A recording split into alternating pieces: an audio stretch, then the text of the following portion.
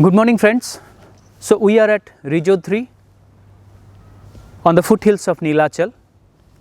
The main intention of coming here is to make a tutorial video keeping this particular tomb as an ideal subject on the topic of exposure triangle.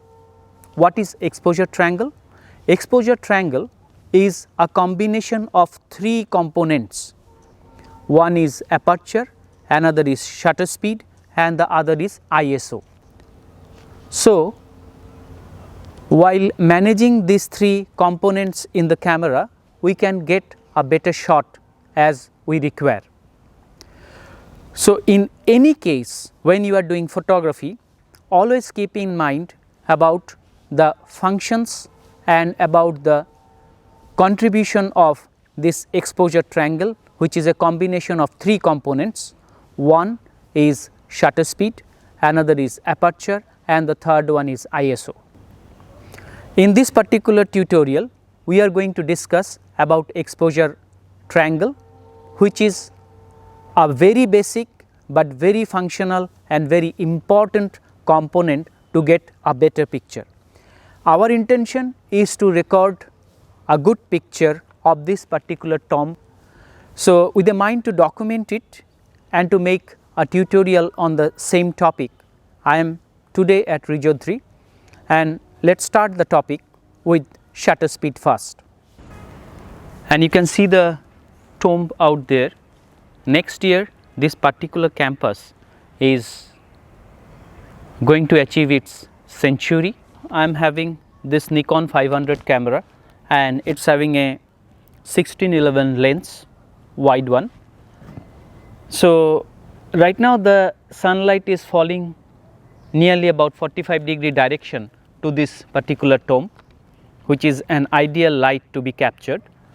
So, and my idea is to bring it at a point of better combination of exposure, shutter speed and ISO to get a better shot. So, let us try that. So, initially we are going to discuss about shutter speed. Shutter speed is one component of that exposure triangle. So, let us capture that shot. So, I got a pretty good impression of the picture, but now what is basically affecting in pictures if you are not at a right shutter speed, that I am going to explain you. I am putting the shutter speed at 2500 at an ISO of 200, and what will affect the picture, that I will show you.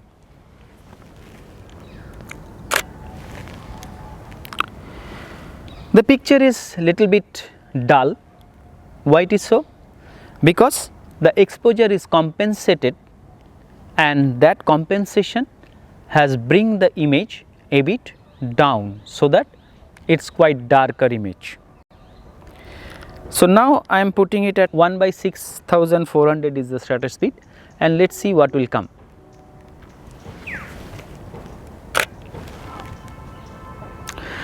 It is pretty dull image, lot of informations are missing. So, why it is happening? Because I am not putting the right shutter speed to get that image, and if you are compensating on that shutter speed, then you may lose the proper image.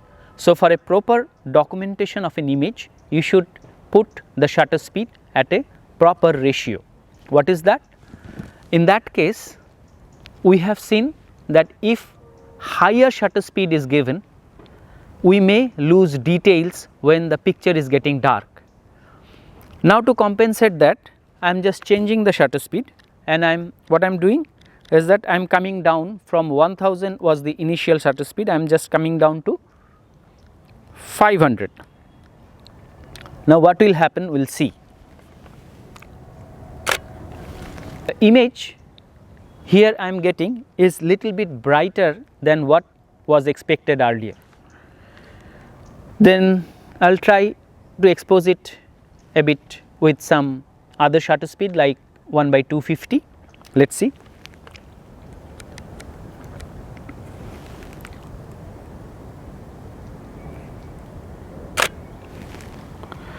In 1/250, lot of informations are coming, but at the same time what is happening is that the image is getting overexposed.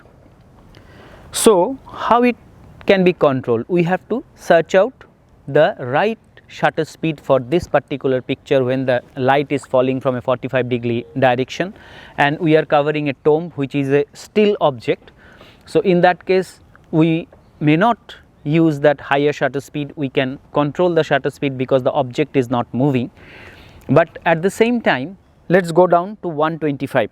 The shutter speed which I have given is 125, which is not ideal for this particular image because of the light fall. That needs to be controlled, and that controlled image which we earlier got is 1/1000 shutter speed, and that was the ideal shot. So in case of exposure triangle, shutter plays a very vital role. So in the first part when we are discussing about shutter, we got a fixed particular point, or rather a correct exposure at ISO 200, shutter speed 1/1000, and also the aperture is 5.6. Now in this particular discussion we are coming up to control the aperture. So the ideal aperture we ideally got is 5.6, and whatever the shutter is coming, in this particular shot it is coming 1/1000 at an ISO 200. So that is the ideally correct exposure to expose this particular tomb at this point of time in the morning when the sun is falling at a 45-degree direction, to get a better image of this particular architecture.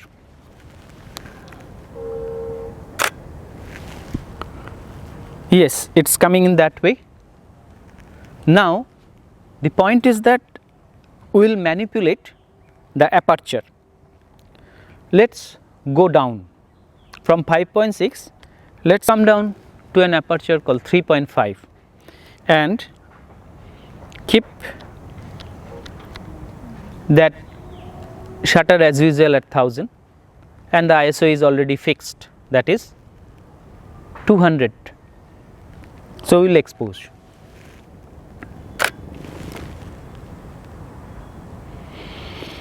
The image is overexposed, you can see. Why it is overexposed?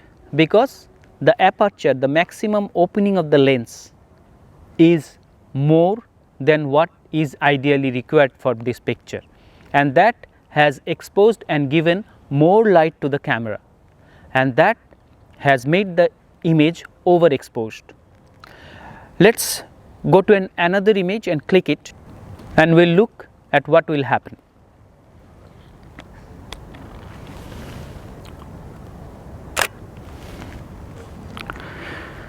As usual, what we have discussed is that it is overexposed, and with that overexposure lot of details are missing.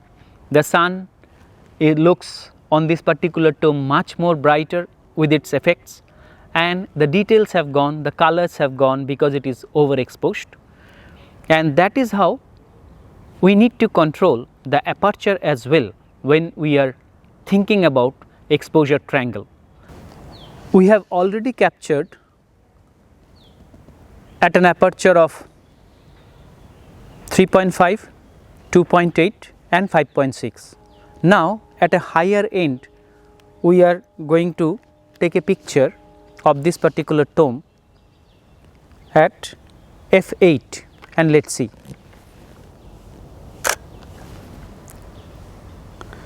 The image is little bit dark, underexposed.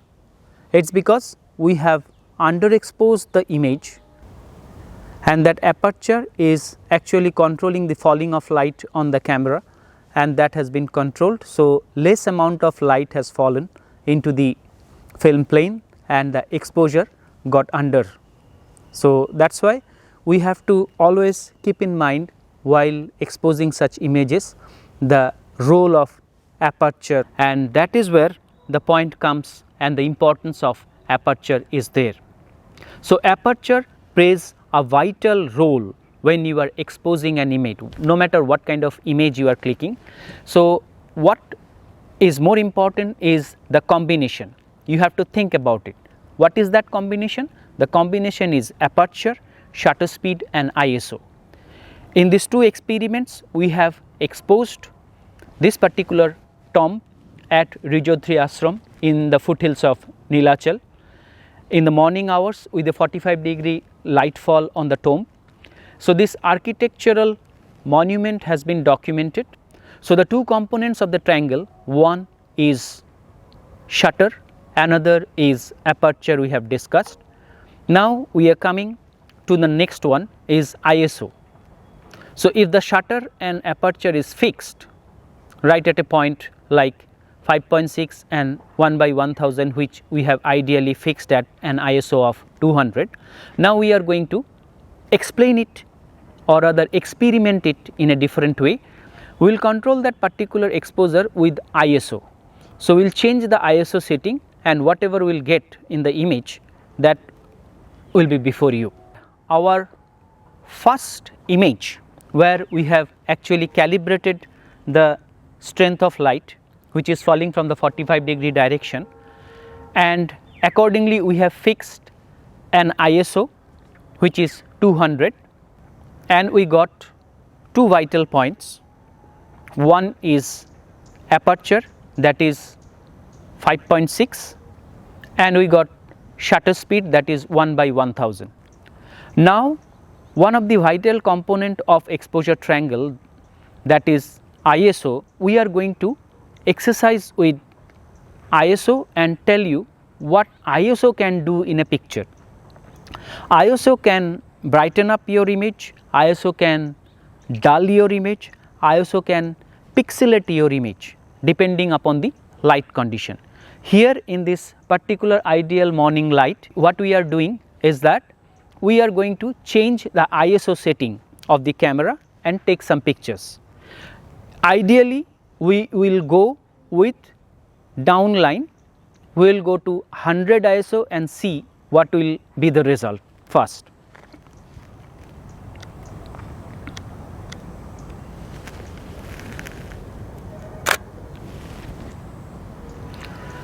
As the ISO is down from the ideal picture, the image what has come is basically a dull image, it is underexposed.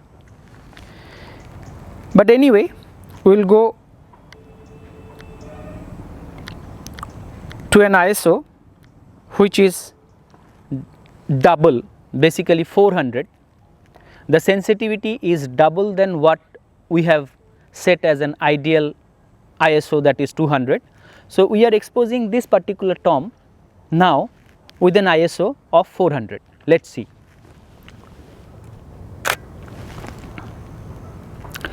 With the ISO 400, this particular image, it is overexposed. When we are using this ISO at 200, it is giving us a correct exposure of the image with colors, with detail of the image. So, every information which we are actually trying to capture is coming with a particular set of ISO. So, again I am getting a picture with ISO 200 and let us see.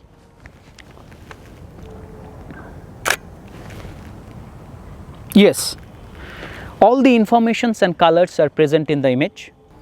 When we decided to record this tutorial, earlier we balanced and calibrated this particular tomb's lighting, and the ideal exposure which we got is shutter speed 1/1000, aperture 5.6 and the ISO is 200. The ideal information which is required to expose a particular architectural structure, and we got all the detail. Now, with the permutation of combination of aperture, shutter speed and ISO, which actually forms that particular triangle which we call exposure triangle, and that exposure triangle actually defines the betterment of the image.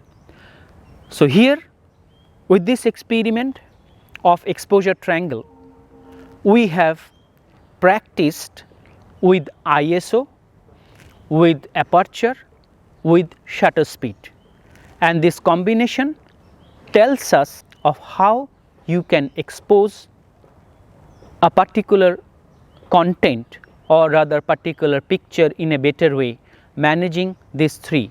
You see, the management of these three components in the camera is very vital, because that decides your picture. And in this case, we got an ideal image at an ideal composition, at an ideal setup of exposure, which followed the exposure triangle, and we got this better view. So with this note, I tell you that if you are correct with your exposure triangle, you can get a better image. So good luck for that, but think about exposure triangle, think about aperture, think about shutter speed, and think about ISO.